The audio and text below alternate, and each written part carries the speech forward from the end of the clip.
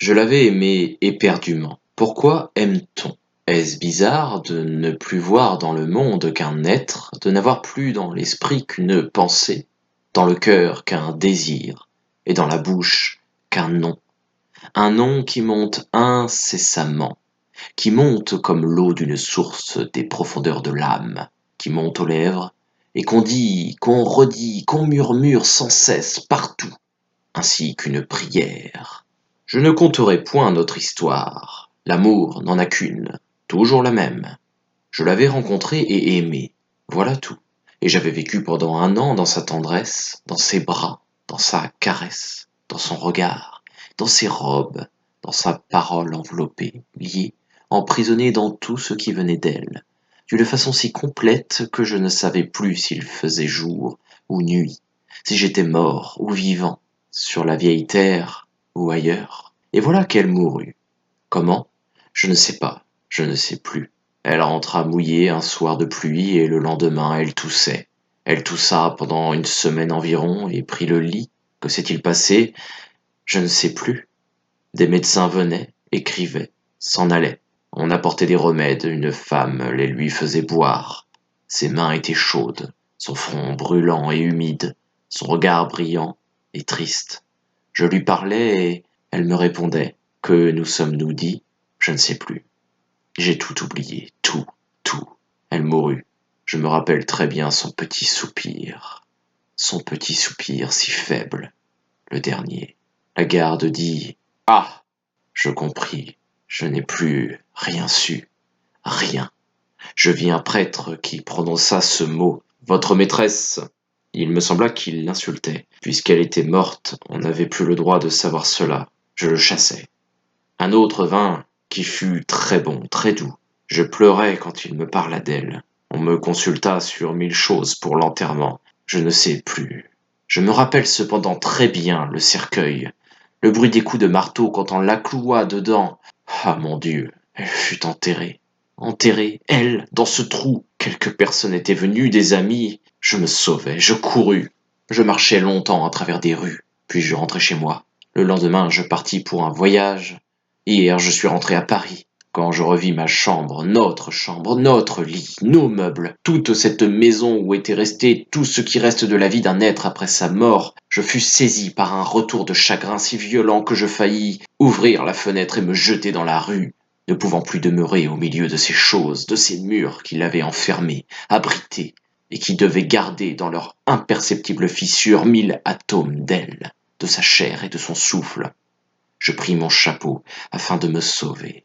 Tout à coup, au moment d'atteindre la porte, je passai devant la grande glace du vestibule qu'elle avait fait poser là pour se voir des pieds à la tête chaque jour, en sortant, pour voir si toute sa toilette allait bien, était correcte et jolie, des bottines à la coiffure. Et je m'arrêtai, net, en face de ce miroir qu'il avait si souvent reflété, si souvent qu'il avait dû garder aussi son image.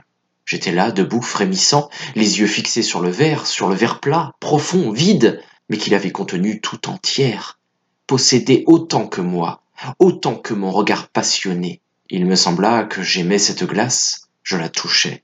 Elle était froide. Oh, le souvenir, miroir douloureux, miroir brûlant, miroir vivant, miroir horrible, qui fait souffrir toutes les tortures. Heureux les hommes dont le cœur, comme une glace, où glissent et s'effacent les reflets, oublie tout ce qu'il a contenu, tout ce qui a passé devant lui, tout ce qui sait contempler, mirer dans son affection, dans son amour, comme je souffre. Je sortis et, malgré moi, sans savoir, sans le vouloir, j'allai vers le cimetière. Je trouvai sa tombe, toute simple. Une croix de marbre, avec ces quelques mots: Elle aima, fut aimée et mourut. Elle était là-dessous, pourrie. Quelle horreur! Je sanglotais, le front sur le sol. J'y restai longtemps. Puis je m'aperçus que le soir venait. Alors un désir bizarre, fou, un désir d'amant désespéré s'empara de moi. Je voulus passer la nuit près d'elle, dernière nuit à pleurer sur sa tombe. Mais on me verrait, on me chasserait. Comment faire? Je fus rusé. Je me levai et me mis à errer dans cette ville des disparus. J'allais, Comme elle est petite, cette ville, à côté de l'autre, celle où l'on vit, et pourtant, comme ils sont plus nombreux que les vivants, ces morts. Il nous faut de hautes maisons, des rues, tant de places pour les 4 générations qui regardent le jour en même temps, boivent l'eau des sources, le vin des vignes et mangent le pain des plaines. Et pour toutes les générations des morts, pour toute l'échelle de l'humanité descendue jusqu'à nous, presque rien. La terre les reprend, l'oubli, les efface. Au bout du cimetière habité, j'aperçus tout à coup le cimetière abandonné, celui où les vieux défunts achèvent de se mêler au sol, où les croix elles-mêmes pourrissent, où l'on mettra demain les derniers venus. Il est plein de roses libres, de cyprès vigoureux et noirs, un jardin triste et superbe, nourri de chair humaine. J'étais seul, bien seul.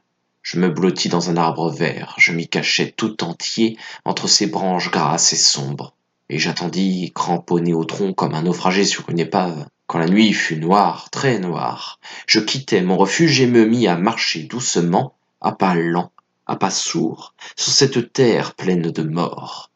J'errai longtemps, longtemps, longtemps.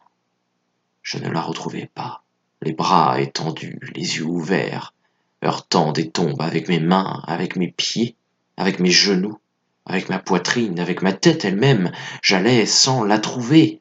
Je touchais, je palpais comme un aveugle qui cherche sa route. Je palpais des pierres, des croix, des grilles de fer, des couronnes de verre, des couronnes de fleurs fanées. Je lisais les noms avec mes doigts en les promenant sur les lettres. Quelle nuit, quelle nuit.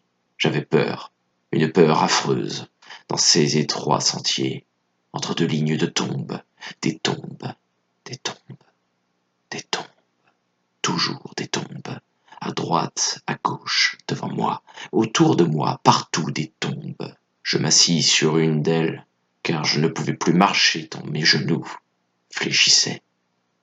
J'entendais battre mon cœur, et j'entendais autre chose aussi. Quoi? Un bruit confus, innommable. Était-ce dans ma tête affolée, dans la nuit impénétrable ou sous la terre, mystérieuse, sous la terre ensemencée de cadavres humains? Ce bruit, je regardais autour de moi. Combien de temps suis-je resté là? Je ne sais pas. J'étais paralysé par la terreur, j'étais ivre d'épouvante, prêt à hurler, prêt à mourir. Et soudain, il me sembla que la dalle de marbre sur laquelle j'étais assis remuait. Certes, elle remuait, comme si on l'eût soulevée. D'un bond, je me jetai sur le tombeau voisin et je vis, oui, je vis la pierre que je venais de quitter se dresser toute droite. Et le mort apparut, un squelette nu qui de son dos courbé la rejetait. Je voyais très bien, quoique la nuit fût profonde. Sur la croix, je pus lire « Ici repose Jacques Olivant, décédé à l'âge de 51 ans. Il aimait les siens, fut honnête et bon, et mourut dans la paix du Seigneur. » Maintenant le mort aussi lisait les choses écrites sur son tombeau. Puis il ramassa une pierre dans le chemin, une petite pierre aiguë, et se mit à les gratter avec soin, ces choses. Il les effaça tout à fait, lentement, regardant de ses yeux vides la place où tout à l'heure elles étaient gravées. Et du bout de l'os qui avait été son index, il écrivit en lettres lumineuses comme ces lignes qu'on trace au mur avec le bout d'une allumette. Ici repose Jacques Olivant, décédé à l'âge de 51 ans. Il hâta par ses duretés la mort de son père, dont il désirait hériter. Il tortura sa femme, tourmenta ses enfants, trompa ses voisins, vola quand il le put, et mourut, misérable. Quand il eut achevé d'écrire, le mort immobile contempla son œuvre, et je m'aperçus en me retournant que toutes les tombes étaient ouvertes, que tous les cadavres en étaient sortis, que tous avaient effacé les mensonges inscrits par les parents sur la pierre funéraire, pour y rétablir la vérité. Et je voyais que tous avaient été les bourreaux de leurs proches, haineux, déshonnêtes, hypocrites, menteurs, fourbes, calomniateurs, envieux qu'ils avaient volé, trompé, accompli, tous les actes honteux, tous les actes abominables, ces bons pères, ces épouses fidèles, ces fils dévoués, ces jeunes filles chastes, ces commerçants probes, ces hommes et ces femmes dits irréprochables. Ils écrivaient tous en même temps sur le deuil de leur demeure éternelle la cruelle, terrible et sainte vérité que tout le monde ignore ou feint d'ignorer sur la terre. Je pensais qu'elle aussi avait dû la tracer sur sa tombe. et sans peur maintenant, courant au milieu des cercueils entr'ouverts, au milieu des cadavres, au milieu des squelettes, j'allai vers elle, sûr que je la trouverais aussitôt. Je la reconnus de loin, sans voir le visage enveloppé du suaire. Et sur la croix de marbre où tout à l'heure j'avais lu « Elle aima, fut aimée et mourut », j'aperçus, étant sortie un jour pour tromper son amant, elle eut froid sous la pluie et mourut. Il paraît qu'on me ramassa, inanimé, au jour levant, auprès d'une tombe.